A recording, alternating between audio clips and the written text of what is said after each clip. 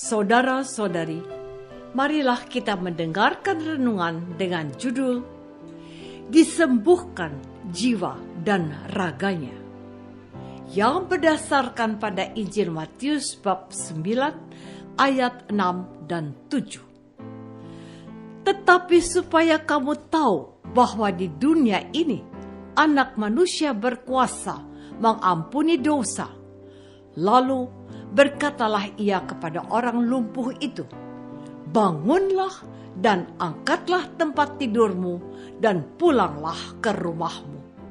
Dan orang itu pun bangun lalu pulang. Dalam nama Bapa dan Putra dan Roh Kudus.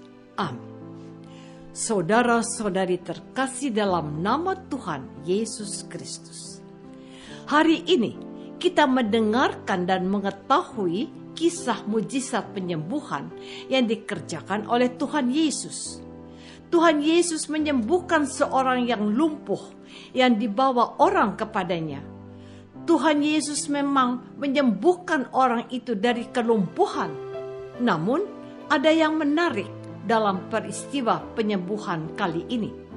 Tuhan Yesus tidak langsung menyembuhkan orang itu dari penyakit fisiknya, tetapi beliau menyembuhkan orang lumpuh itu dari kelumpuhan rohaninya. Dia bersabda, "Percayalah, hai anakku, dosamu sudah diampuni." Mengapa Tuhan Yesus bersabda seperti itu? Karena manusia cenderung sibuk memikirkan sakit fisik yang dialaminya. Mereka bahkan tidak segan-segan menggelontorkan banyak duit untuk memperoleh kesembuhan fisik yang dihadapinya. Tetapi berapa banyak orang yang memikirkan untuk membenahi diri dari sakit rohaninya yang diakibatkan oleh kesalahan, kehilafan, dan dosa-dosanya. Maka tepat sekali kalau Tuhan Yesus mengingatkan orang sakit itu bahwa dia sudah diampuni dosanya. Dia datang kepada Tuhan, Anak Manusia yang berkuasa mengampuni dosanya. Saudara-saudari terkasih, apakah kita keberatan dengan pandangan Tuhan Yesus itu?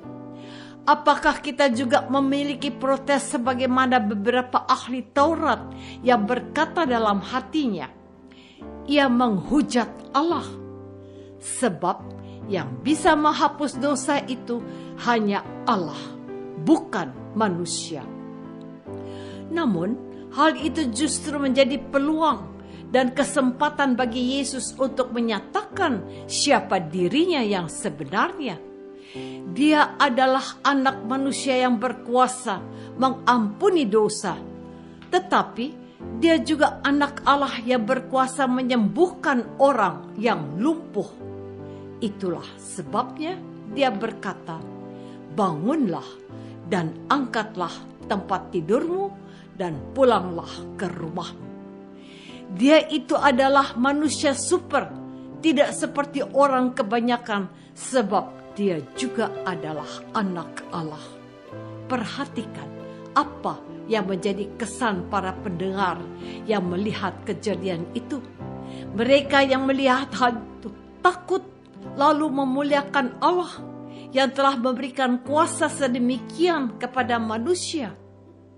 Yesus adalah salah seorang anggota warga bangsa Yahudi. Namun, kuasa Allah menyertai dia. Karena kejadian tersebut, mereka memuliakan Allah. Pengalaman akan mujizat yang dikerjakan oleh Yesus menggerakkan hati orang beriman untuk memuliakan Allah. Tuhan Yesus sudah dialami baik oleh orang yang lumpuh itu maupun mereka yang menyaksikannya. Saudara-saudari terkasih, kalau kita sibuk dengan mencari kesembuhan fisik yang bisa diselesaikan oleh pertimbangan atau keputusan medis, Tuhan Yesus terlebih mengingatkan kita untuk menyembuhkan hati dan jiwa dari dosa dan kejahatan yang telah kita perbuat. Yang terakhir ini seringkali tidak terlintas di benak kita atau tidak terpikir di otak kita. Kalau sakit, harus berurusan dengan dokter.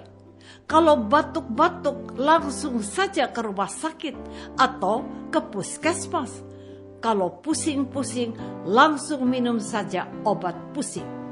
Anehnya, beberapa orang tidak berdoa terlebih dahulu sebelum mengkonsumsi obat yang diyakininya dapat menyembuhkan dia dari sakit yang dideritanya.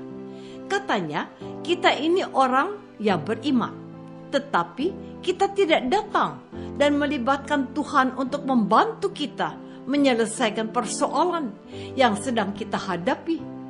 Perhatikan apa yang dikatakan oleh Rasul ketika mengingatkan umat perdana seperti ini.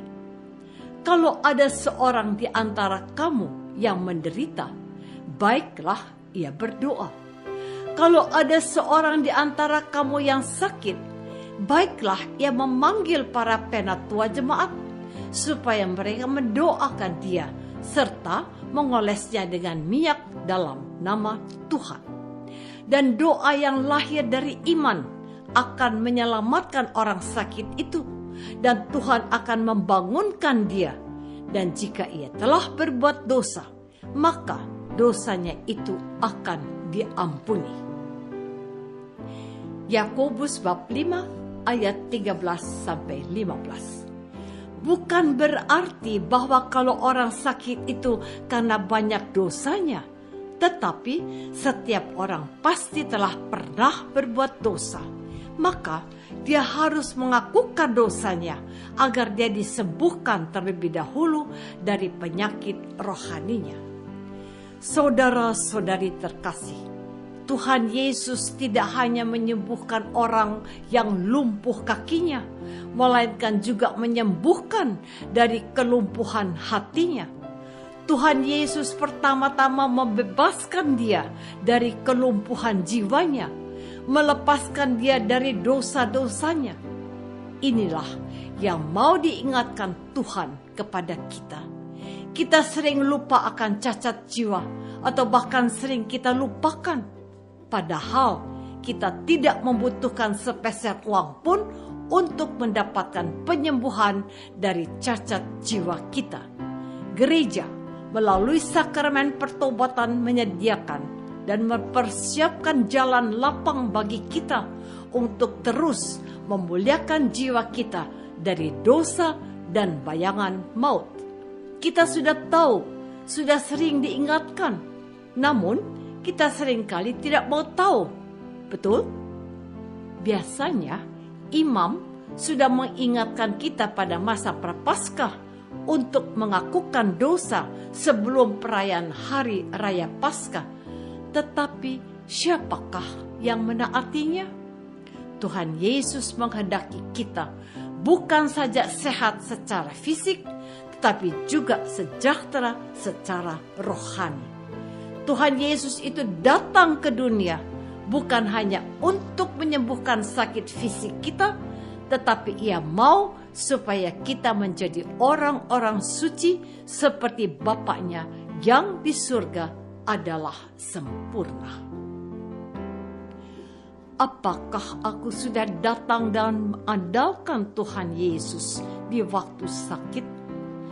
Apakah aku juga sudah memohon ampun atas dosa-dosaku kepada Tuhan?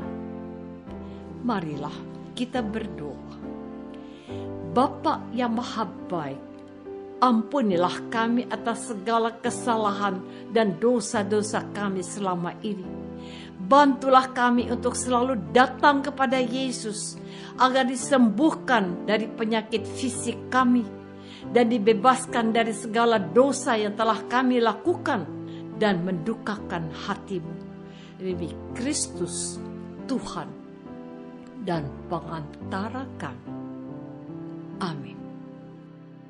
Semoga kita semua selalu dinaungi dan dibimbing oleh berkat Allah yang Maha Kuasa, Bapa dan Putra dan Roh Kudus.